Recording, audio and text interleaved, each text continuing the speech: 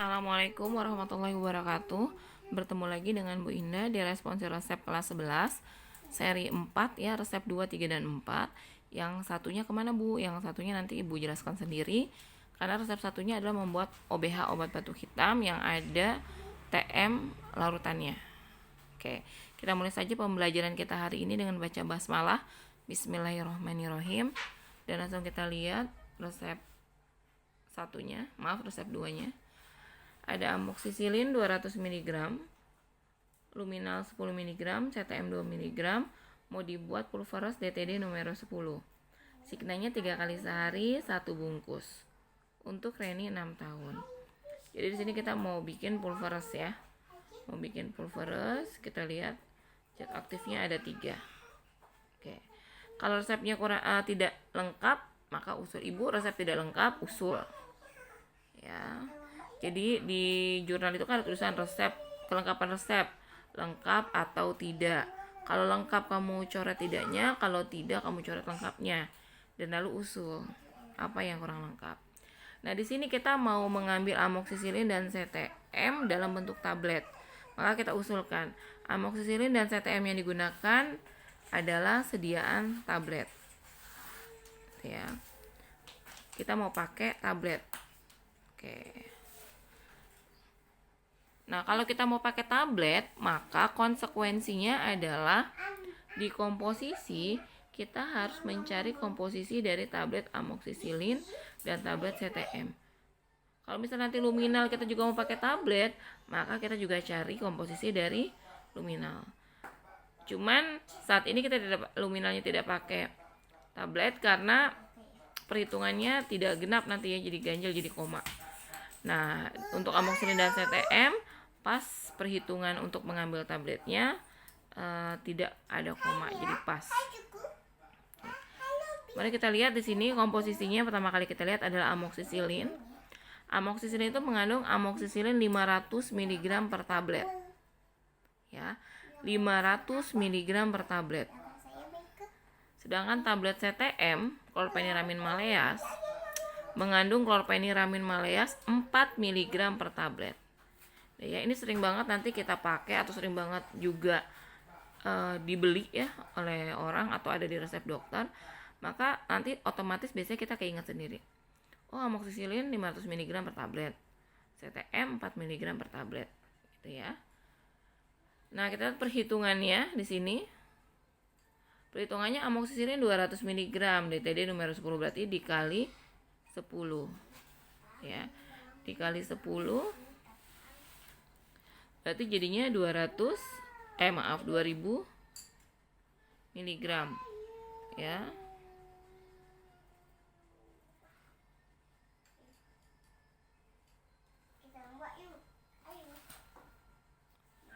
2000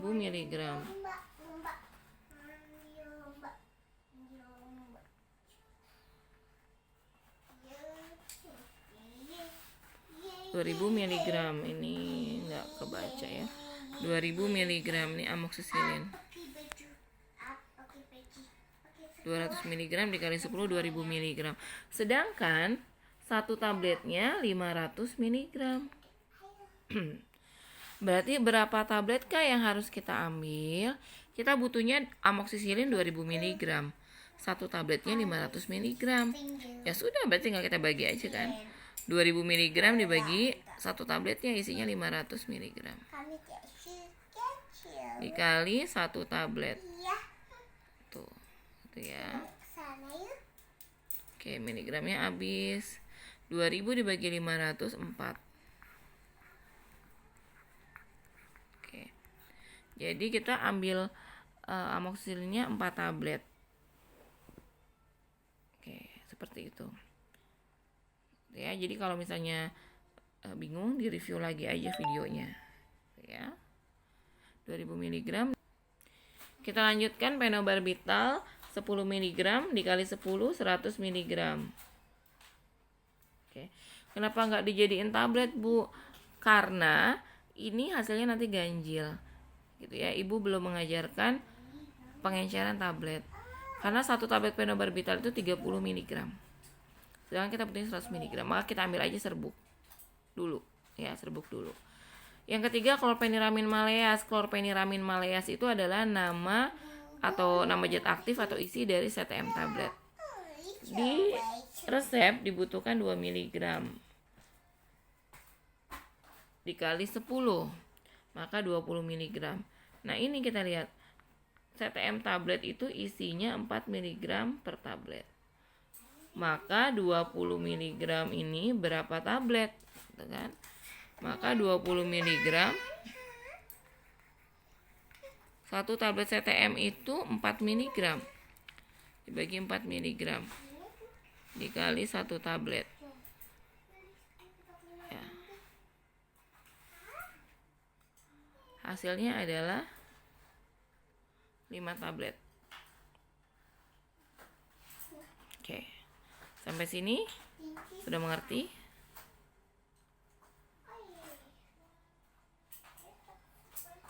Oke, kalau sudah kita lanjutkan.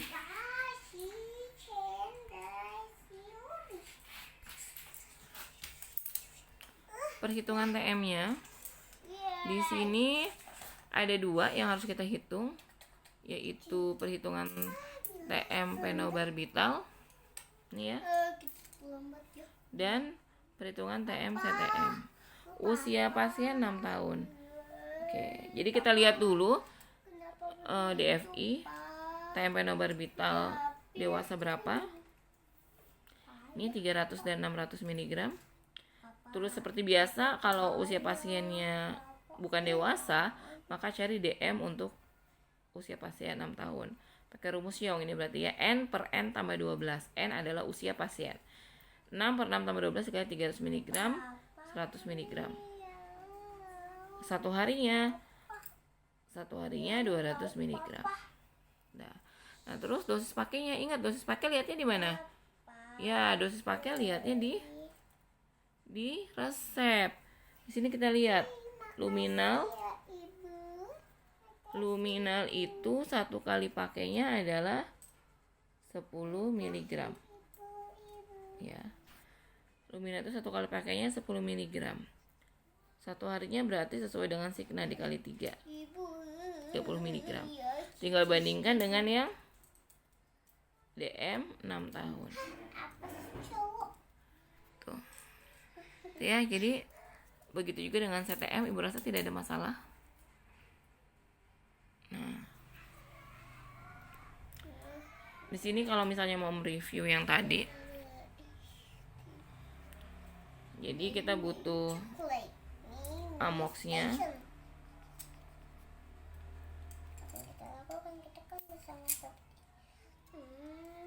Kita butuh amoxnya 200 mg.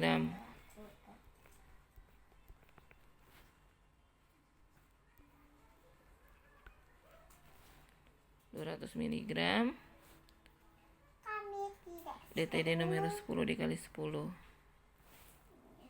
Jadi di sini 2000 jadinya.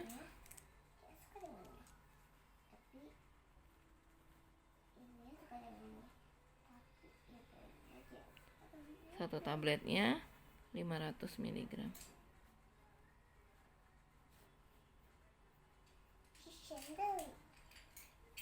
Oke ya. Jadi ketemunya 4 tablet.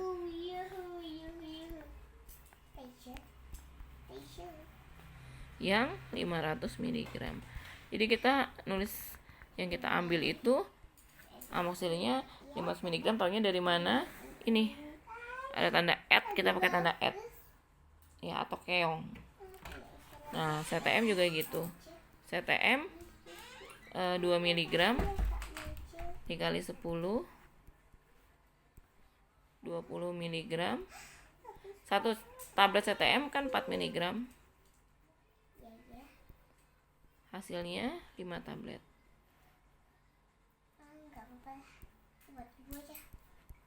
Silakan kalau mau pakai keong juga.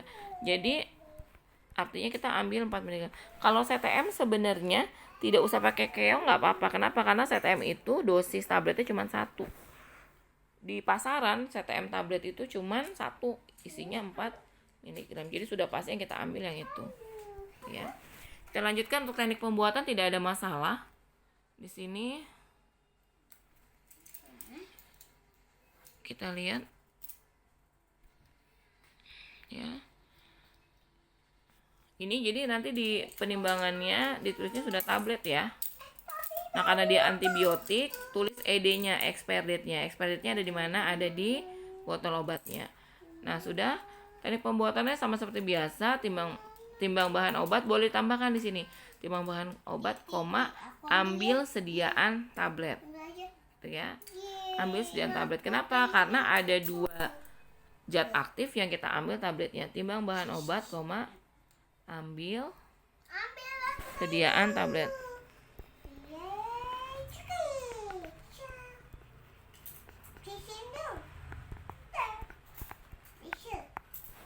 Ya. Baru masukkan amoksisilin dan lain sebagainya. Kalau ada yang berwarna, tabletnya jangan duluan. Gitu. Ya. Sudah, kita lanjutkan. Sama, bagi serbuk menjadi 2 bagian dan lain sebagainya. Oke. 3 kali sehari 1 bungkus. Walaupun di signa resep tidak ada habiskan, tapi karena ini antibiotik maka kita harus menambahkan habiskan. Gitu ya. Jadi nanti untuk penyerahannya bisa dibilang, tadi namanya siapa? Reni ya. Ibu, ini puyer untuk pasien yang bernama Reni. Diminumnya 3 kali sehari 1 bungkus, habiskan. Khasiatnya adalah sebagai antibiotik, penenang, dan anti alergi. Ya, kita lanjut resep yang kedua. Resep yang kedua ini bikin bedak. Jadi ibu rasa ini kalian udah canggih lah ya. Jadi ada asid salisil 2%, zinc stearat 50, kaolin 150, talkum at 1000. Lihat ini talkum at 1000 1 kilo loh. 1 kilo. Mungkin ya kita bikin bedak 1 kilo. Mungkin kalau misalnya untuk berapa orang gitu ya. Nah, tapi di sini ingat ada da 20. Jadi dokternya bilang ada da 20. Da 20 itu artinya da apa? Masih ingat kemarin? Da artinya berikan. Maaf ya, ini ada iklan, anak ibu ngomong. Dimaafkan saja. Da 20 berikan. Jadi kata dokternya berikannya 20 bukan 1000. Jadi nanti perhitungannya semua dikali 20 per 100. Per 1000. Ini kita lihat di sini perhitungannya.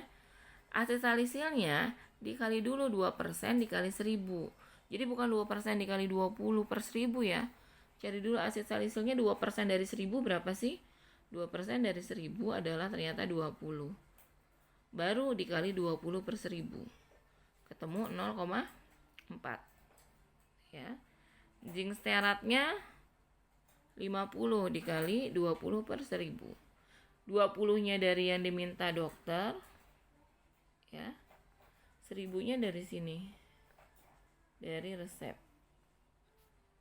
Maka dikali 20 per 1000. Oke ya. 100 zinc stearat 50 kali 20 per 1000. Kaolin 150 kali 20 per 1000. Dah. Talkum at 1000 dikali 20 per 1000 ya berarti at 20. Ini kalau ada at-atnya jangan dihilangin ya. Dari sini at 20, at 1000, at 20. Semua ingat bedak dilebihkan 10% sama dengan dikali 1,1 berarti at 22. Ini. Nah, sudah. Berarti talkumnya at 22, 22 dikurang zat yang di atasnya atau zat aktifnya. Ketemu 17,6. Oke, selesai. Penimbangannya silakan dilihat sendiri. Acidum salicylicum sekian, zinc stearicum ya. Kaulinum, talkum sudah. Talkumnya jangan tulis at 22 tapi 17,16. Berarti yang terakhir bedaknya kita timbang berapa? Ya, kita timbang 20 karena diminta 20. Perlu bikin kopi resep nggak? Kira-kira.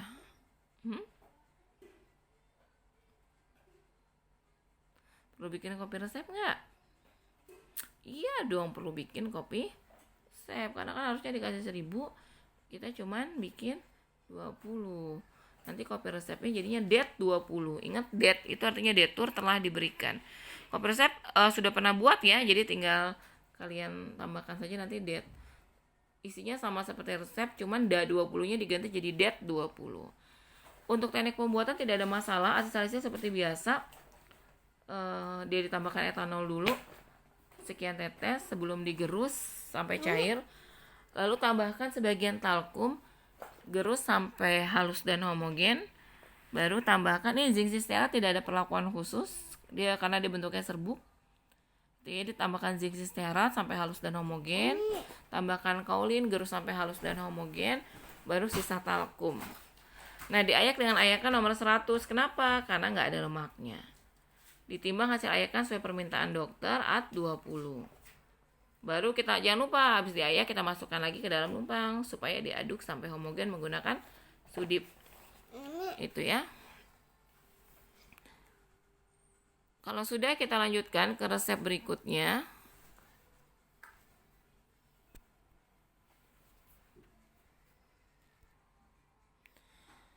Untuk penyerahan seperti biasa, wadahnya dus bedak. Karena tidak ada zat aktif yang keras, maka nggak usah pakai NI, etiketnya biru. Pro-nya kalau tidak ada bisa ditanyakan. Signanya SUE untuk pemakaian luar. Oke, kita lanjutkan seri 4 resep 4. Di sini kita mau bikin salep. Salepnya salep 36 sebanyak 15 gram. Ini ya. Salep 36 sebanyak 15 gram.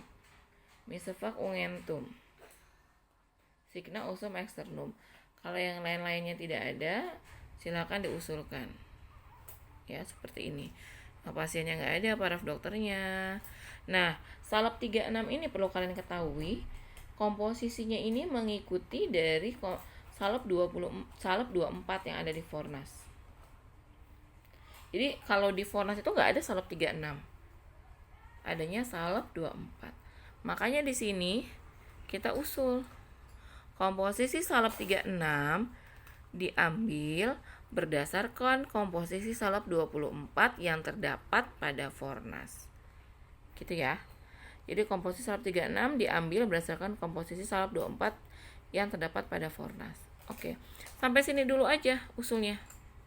Nah, pasien kelengkapan resep dulu, terus komposisinya yang mau kita ambilnya dari salep 24. Oke. Kalau sudah, kita lihat di sini. Komposisi salep 24 yang ada di Fornas ini, tiap 10 gram mengandung asam salisilat 200 mg, sulfur 400 mg, vaselin albumnya at 10 gram. Jadi kita bisa lihat ya dari mana kata-kata 24 itu dari sini. 2 dan 4. Jadi zat aktifnya itu ada 2. Asid salisil dan sulfur. Dah. Sini ya. Ini jadi ada 2 dan 4 dari sini. Nah, sedangkan salep yang diminta di resep kita adalah salep 36. Oke. Maka kita mengambil dari salep 24 ini, komposisinya kita ambil menjadi salep 36. Oke. Sama, tetap 10 gram. Nggak boleh berubah. Karena kan kita ngambilnya dari Fornas kan, dari salep 24. Salep 36 kita lihat perubahannya di sini. Kita lihat ya. Kalau salep 36 berarti komposisinya adalah asid salisilnya ada 3-nya. 300 mg. Sulfurnya 600 mg. Nah, dari sini kan angkanya 3 dan 6. Salep 24 kan 2 dan 4, 200 mg, 400 mg. Maka komposisi salep 36 tiap 10 gram mengandung asid salisil 300 mg, sulfur 600 mg, vaselinnya tetap sama, nggak boleh berubah. Tetap at 10 gram. Jadi dimaknai dulu di sini, ya. Komposisi salep 36 diambil dari komposisi salep 24 yang terdapat di Fornas. Kalau salep 24 asid salisilnya 200 mg, sulfurnya 400 mg, Kalau salep 36 berarti asetalsilnya 300 mg, sulfurnya 600 mg. Di situ dulu. Kalau salepnya salep 35 gimana, Bu? Ya berarti asetalsilnya 300 mg, sulfurnya 500 mg. Gitu ya. Paham? Kalau 36 berarti asetalsilnya 300 mg, sulfurnya 600 mg. Oke. Kalau sudah paham, ingat salep itu harus pakai monografi zat aktifnya. Kenapa? Karena peraturan salep nomor berapa? Peraturan salep nomor 2 ya. Salep nomor 2, cara pembuatan salep itu kalau ada zat aktif yang larut dalam air, maka larutkan dulu dalam air baru dicampur dengan basis salep. Nah, kita lihat di sini zat aktifnya kan ada 2, asetalisil sama sulfur ya. Maka asetalisilnya ternyata larut dalam 550 bagian air. Ya berarti dia tidak larut. Berarti jangan dilarutkan dengan air. Sulfur precipitatum praktis tidak larut dalam air. Udah, berarti nggak usah dilarutkan dalam air. Oh iya, ini kan di mana namanya, di komposisi itu ada sulfur. Ingat nggak waktu kelas 10? Sulfur itu ada 3 jenis, ya kan? Sulfur ada 3 jenis. Ada precipitatum,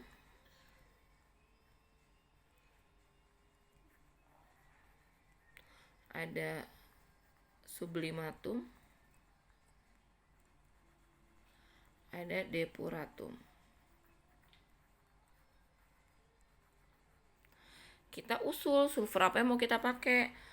Kita mau pakai sulfur precipitatum. Maka di atas ini kita sudah usul sulfur yang digunakan. Jadi setelah nulis komposisi, kan tadi Ibu bilang kamu usulnya sampai komposisi salep 36 diambil berdasarkan komposisi salep 24 pada Fornas. Sampai sini dulu usulnya. Karena apa? Karena kan di komposisinya kamu belum tahu ada sulfur. Baru kamu uraikan, oh ada sulfur. Baru kamu usul sulfur yang digunakan adalah sulfur precipitatum. Gitu ya. Jadi terus dulu komposisinya baru usul sulfur yang digunakan sulfur precipitatum. Lanjut untuk perhitungannya. Di komposisi itu, jadi komposisinya kita pakai yang mana, Bu? Jangan lagi pakai yang 24, tapi kita pakai yang salep 36 ini. Oke. Salep 36 di komposisinya At 10. Gitu ya. At 10. Nah, di permintaan resepnya 15 gram. Maka perhitungannya semua dikali yang diminta. Ini ya, 15 per yang ada di resep standar. Oke. Berarti asetalsilikumnya jangan lagi pakai 200, pakai ini ya, pakai konsentrasi, pakai yang ini. Oke. Asetalsilnya 300 mg, sulfurnya 600 mg, vaselin albumnya At 10 dikali 15 per 10, ketemulah asetalsilnya 450 mg ya. Terus sulfur precipitatumnya 900 mg.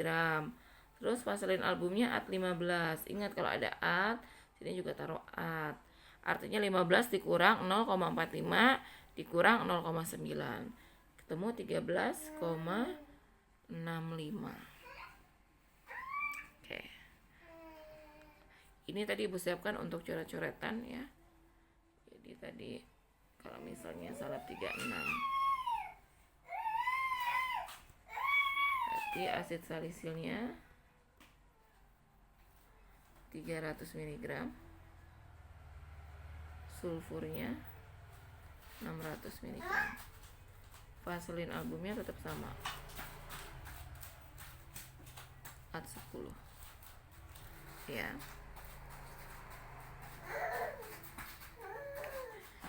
Untuk teknik pembuatannya gimana? Untuk teknik pembuatannya kita lihat.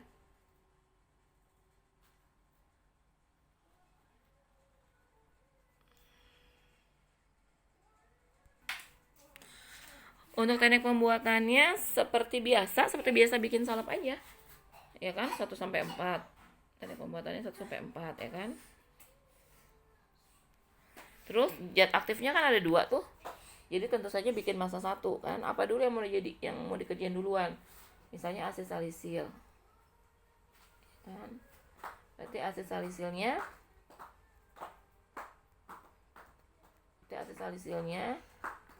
ditambah etanol dulu.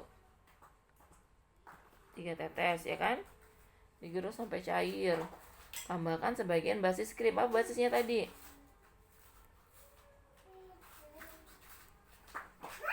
Tambahkan vaselin album sebagian ya, nih jangan lupa sebagian. Gerus sampai halus dan homogen, sisihkan jadi massa 1.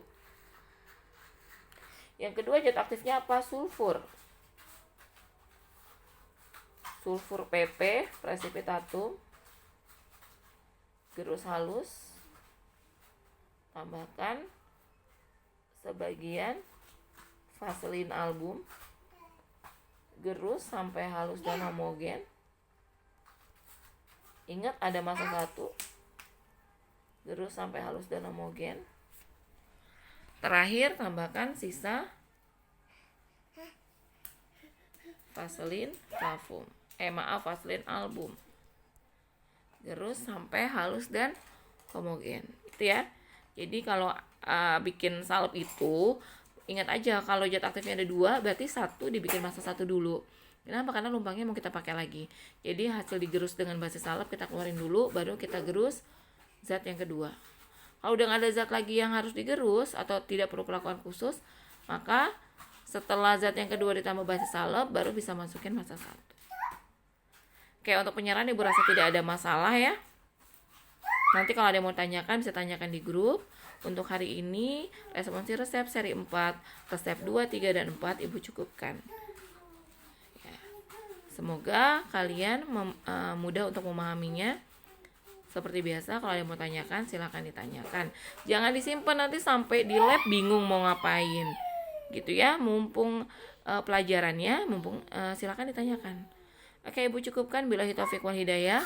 Assalamualaikum warahmatullahi wabarakatuh.